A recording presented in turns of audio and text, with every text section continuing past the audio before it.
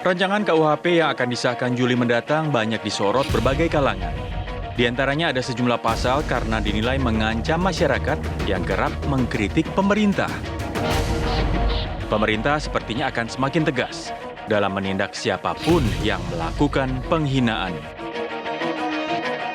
Aturan tersebut tertuang dalam pasal 240. Bunyi draft rancangan KUHP adalah setiap orang yang di muka umum melakukan penghinaan terhadap pemerintah yang sah yang berakibat terjadinya kerusuhan dalam masyarakat dipidana dengan pidana penjara paling lama 3 tahun atau pidana denda paling banyak kategori 4. Hukuman bisa dinaikkan menjadi 4 tahun penjara bila penghinaan dilakukan lewat media sosial atau menyebarkannya hingga diketahui oleh umum. Hal tersebut tercantum di pasal 241. Setiap orang yang menyiarkan, mempertunjukkan, atau menempelkan tulisan atau gambar sehingga terlihat oleh umum, memperdengarkan rekaman sehingga terdengar oleh umum, atau menyebarluaskan dengan sarana teknologi informasi yang berisi penghinaan terhadap pemerintah yang sah dengan maksud agar isi penghinaan diketahui umum yang berakibat terjadinya kerusuhan dalam masyarakat dipidana dengan pidana penjara paling lama 4 tahun atau pidana denda paling banyak kategori 5. Lantas, apakah penerapan pasal-pasal ini bisa mengancam kebebasan menyatakan pendapat di muka umum? Tim TV One mengabarkan.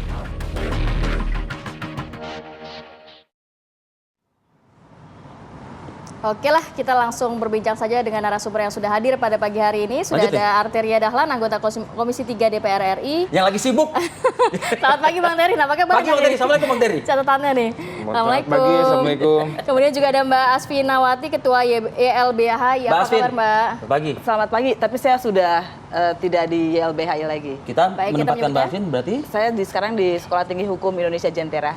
Oke. Oke. Terima kasih Mbak Asvin. Nah, mau ke Bang Arteria dulu saya. Ya, iya dong, betul dong. Gini nih Bang, ini kan juga masih ramai diperbincangkan kan mengenai Headline berita juga loh. RKUHP. Kabarnya ini ada pasal-pasal yang dianggap yang disorot, yang nilai mengancam masyarakat yang ingin mengkritisi pemerintah bisa jadinya dipidana nih Bang. Sejauh ini progresnya gimana sih? Dan kenapa publik kok kayaknya nggak dikasih transparan atau informasi yang cukup jelas mengenai rancangan undang-undang ini Bang? Ya, saya klarifikasi dulu ya. Pertama kita fokus bahwa yang dibahas itu adalah 14 isu krusial yang menjadi pending issues. Ya. Itu sudah dilakukan perintah langsung Ibu Ketua DPR agar DPR harus mendengar keluh kesah rakyat.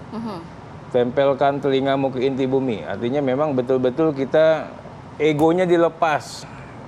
7 presiden, ratusan ahli, dan semua orang yang terlibat dalam pembahasan ini, ya, yang ahli-ahli hukum pidana ini, ya udah kita katakan kita dengerin lah, ya, yang mungkin keyakinan kita kemarin. Dalam hal ini menyerap aspirasinya berarti ya? Oh iya, 2 tahun ini kan kita begitu terkait dengan 14 isu krusial dilakukan. Sampai hari ini pun masih berlangsung. Kemarin malam masih berlangsung pertemuan dengan banyak elemen masyarakat. Kemudian kalau dikatakan bahwa ini tidak transparan, kurang transparan apa? Di DPR itu tidak ada yang tidak transparan. 1 detik pembahasan rancangan undang-undang itu sudah langsung didengar oleh rakyat. Nggak ada itu yang namanya hengki-pengki, nggak ada yang namanya main diem-diem dan sebagainya. Kita lakukan ini secara khidmat. Saya mungkin bagian dari badan legislasi ya. Ya. Yang saya ingin bisa katakan bahwa mungkin RKUHP ini adalah produk terbaik, undang-undang terbaik yang bisa dihasilkan oleh bangsa ini ya. Selama ya 2 periode saya di situ. Ya. Saya lihat bagaimana begitu hikmat, begitu cermat, dan nggak ada kepentingan lain bagaimana kita menghasilkan satu kitab hukum pidana nasional. Jadi singkat cerita ya, kami sudah bekerja maksimal, ya, luar biasa hebat, tidak ada kepentingan lain selain kepentingan untuk membuat kitab undang-undang yang bersifat nasional itu. Oke. Dan kita buat ini memang betul-betul berkeindonesiaan. Oke, Bang Terry. Saya ingin menunjukkan sesuatu nih. Mbak Asvin juga bisa lihat nih. Ini wajahnya Bang Terry nih. Coba kasih lihat. RUU KUHP telah menyerap aspirasi masyarakat Indonesia. Tadi penjelasan sudah cukup komprehensif tuh Bang Terry. Cuman Di berita, nah ini saya lagi kembali ke berita nih. Ini 16 Juni 2022. RKUHP, titik 2, hina pemerintah di penjara 3 tahun, sebar penghinaan 4 tahun, Bang. Dan beberapa portal berita lain juga membuat judul yang sama. Bang, kok sedemikian sebagian netizen atau sebagian masyarakat berkomentar kok kejam ya gitu loh. Nah, jadi gini ya. Jadi pastinya kita dalam pembentukan undang-undang itu punya DPR itu bersama pemerintah ini bukan gerombolan.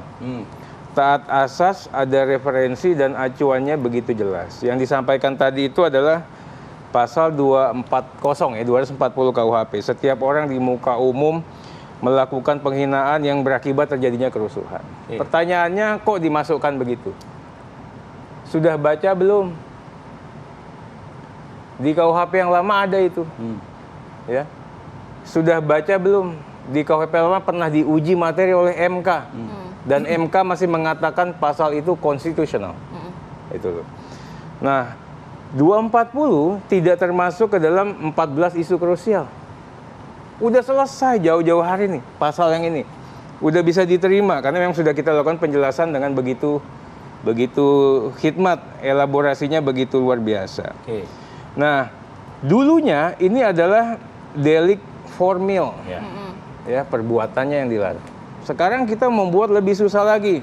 Delik material.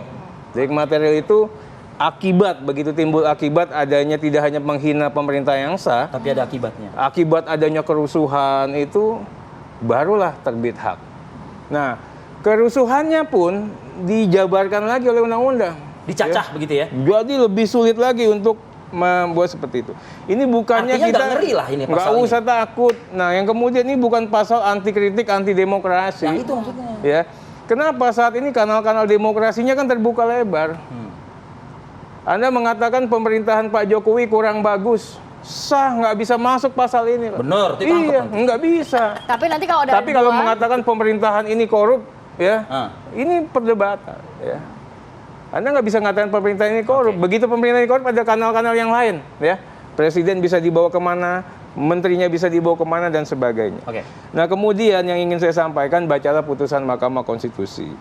Nah, ini adalah penghalusan daripada yang sudah eksis kemarin. Nah, jadi saya katakan kalau dibaca lebih dahulu materi muatan norma disandingkan dengan KUHP yang lama, saya katakan ini lebih moderat. Baik. Nah, dalam materi muatan ini di seluruh dunia ada. Karena prinsip hukum pidana itu apa? Ya. Aswin mungkin bisa sampaikan. Kita mengatur mengenai kejahatan, mengenai kesusilaan, dan mengenai penghinaan. Beda-beda di suatu negara tergantung taste negara yang bersangkutan. Tapi materi muatan normanya ada semua. Nah, saya ingin katakan fungsi hukum pidana itu adalah melindungi kepentingan negara. Melindungi kepentingan masyarakat, melindungi kepentingan individual. Pada posisi ini, materi muatan normanya melindungi kepentingan negara. Saya minta... Tidak hanya keamanan dan ketertiban umum, walaupun title-nya ketertiban umum, tapi apa? Ada dignity, Pak. Pemerintahan yang sah, pemerintahan hasil pemilu, ya, yang bisa dikoreksi at any time, ya, yang bisa juga ada kanal-kanal konstitusional yang lebih jelas. Nggak perlu kalian melakukan penghinaan atau melakukan apa. Kalau memang kami salah atau koridornya sudah ada, sudah bahkan jelas. Yang utamanya lagi gini loh, Pak Jokowi ya, Pak Jokowi itu nggak mempermasalahkan pasal ini. Tapi kami pembentuk undang-undang, pemerintah bersama DPR mengatakan ini bukan hanya masalah Jokowi dan tidak Jokowi. Kita ingin peradaban ini lebih maju lagi. Kita stop sampai situ. Mbak Asvin, dari penjelasan Bang Terry ini, artinya ini sudah lebih komprehensif gitu loh. KUHP ini begitu. Apa yang perlu dipermasalahkan lagi? Pertama, kalau menyerap aspirasi itu betul ya. Ada dari tim RKUHP, dari pemerintah itu membuka ruang, tapi itu tetap terbatas. Kenapa? Karena tadi seperti dijelaskan, yang diakui untuk dibahas hanya 14 isu.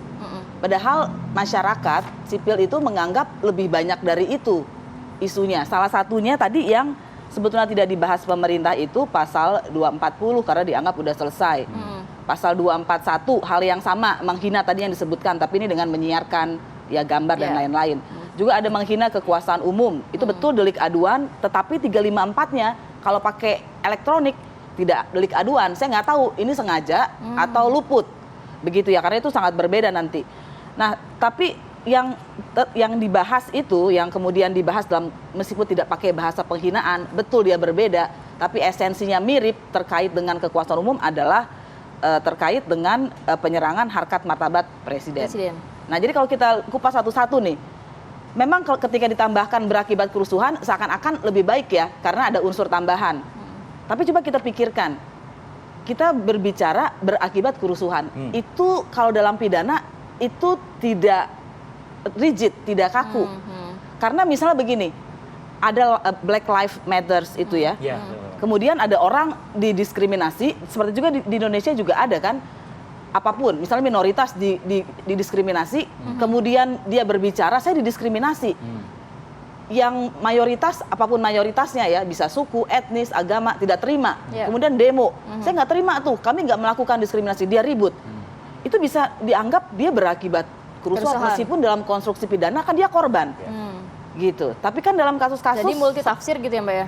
Betul sekali, dia multitafsir. Harusnya yang diatur itu perbuatannya. Misalnya perbuatannya menghasut kebencian agar ada kerusuhan. Itu bisa.